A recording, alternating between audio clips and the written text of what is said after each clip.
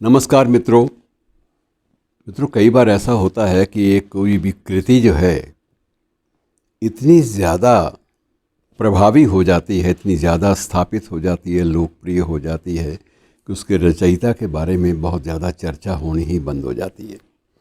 आज मैं जिस कृतिकार के बारे में चर्चा कर रहा हूँ आपसे, वो है वारिस शाह।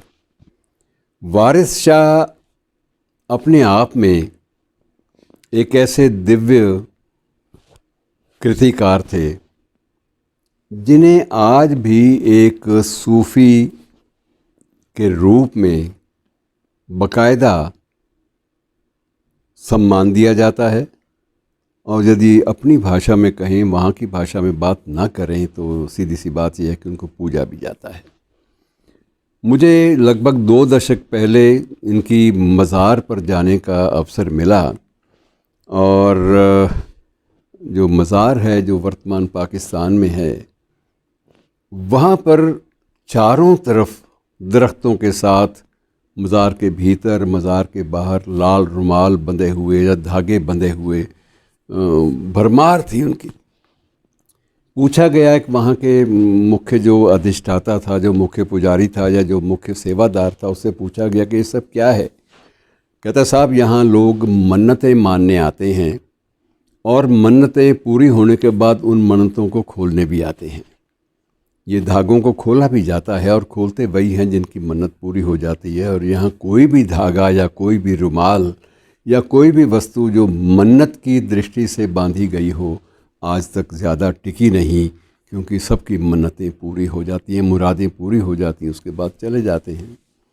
और अच्छा लगा, लेकिन ये बात बड़ी अद्भुत थी कि एक कृतिकार को, किसी एक शायर को जिसका सम्मान हम उसकी कृति की वजह से करते हैं, उसको अगर एक सैयद के रूप में या एक फ़कीर, पीर फ़कीर के रूप में पूजा जाता है, तो ये बात बड़ी अद्भुत लगती है और सुखद भी लगती है। बहरहाल ये माना जाता है कि वो सूफ़ी दर्शन के अध्येता थे। और इस्लाम को एक तरफ रख दीजिए, क्योंकि इस्लाम के साथ अगर इसको जोड़ेंगे तो फिर उसके बाद मुश्किल हो जाएगी। बहुत सारी बातें हैं जो इस्लाम स्वीकार नहीं करता, लेकिन हीर के रचयिता वारिस शाह ने उनको स्वीकार किया, और उन्होंने कभी भी अपने सूफ़ी सिद्धांतों से, जो 4 सिद्धांत तय हैं सूफ़ी मत के, उनसे बाहर जाने की अनुमति कभी नहीं दी। शरीयत है, तरीक़त है, हकीकत है, मार्फत है, मारिफत भी बोलते हैं, मार्फत भी बोलते हैं।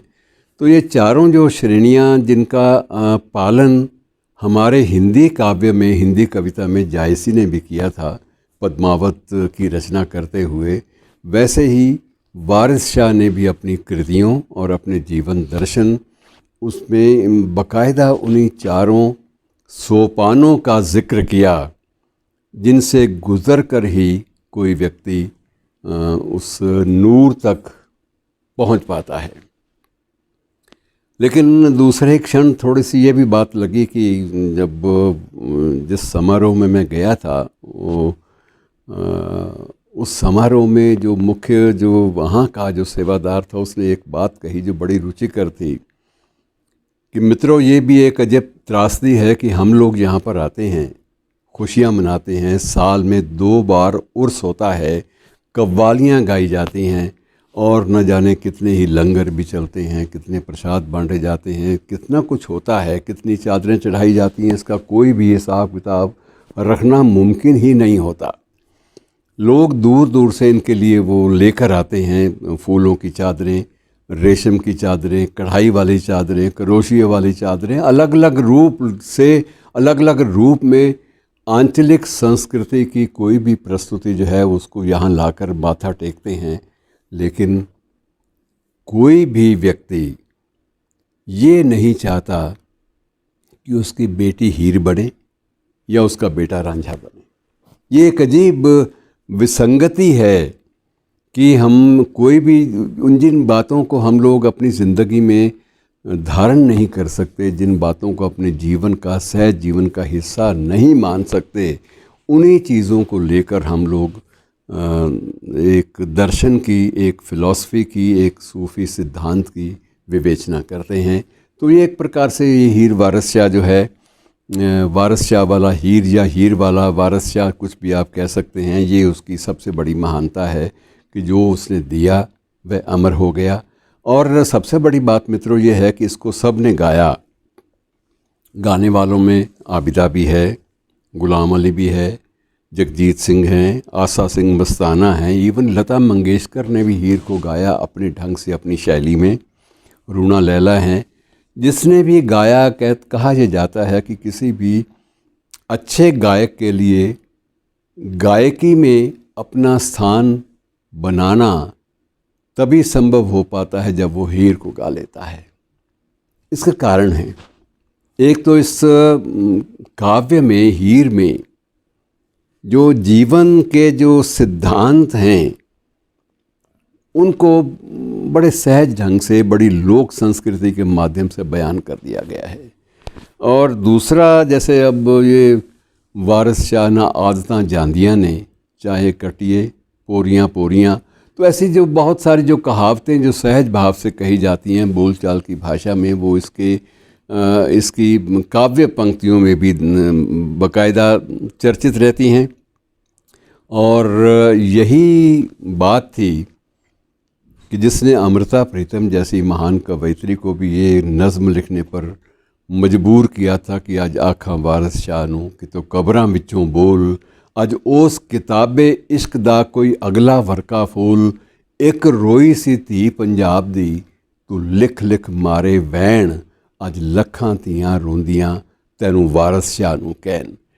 जो भारत पाक विभाजन की जो पीड़ा थी उसको भी अगर कोई गा सकता था या कोई लिख सकता था तो वो वारिस शाह था। ये अमृता का अपना एक उसकी आस्था थी, एक लोक संस्कृति की एक आस्था बन जाती है मित्रों, जिससे अलग होना या जिससे ऐसे महानायकों या ऐसे महान कवियों को अलग करना संभव ही नहीं हो पाता।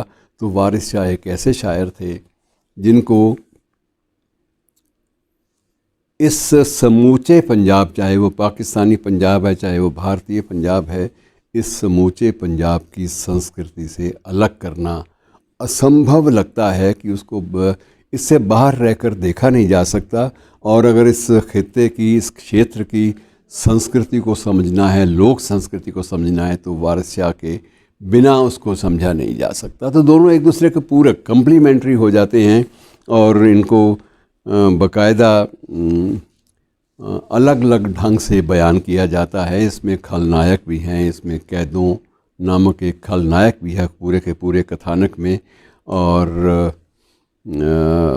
कहानी जो है वो सारी हीर और रांझा, एक नायक और एक नायिका के माध्यम से हमारे सामने आती है। और इसके माध्यम से ही बहुत सारे जो क्षेत्र हैं उस इलाके के वो भी हमारे सामने आते हैं कि इसमें तख्त हज़ारा भी आता है और बहुत सारी ऐसी चीज़ें हैं, हीर सियालां दी, और ये सारी चीज़ें हमारे सामने आती हैं। सियाल का भी एक चित्र सामने आता है और तख्त हज़ारे का भी एक चित्र सामने आता है। तो मित्रों, ये प्रतीक हैं सारे के सारे, इनके माध्यम से वारिस शाह ने जो गाया आज उसी का एक सदका है, उसी का तकाज़ा है कि आज 300वीं जयंती के अवसर पर हम लोग सब मिलकर उसे याद करते हैं। शुक्रिया।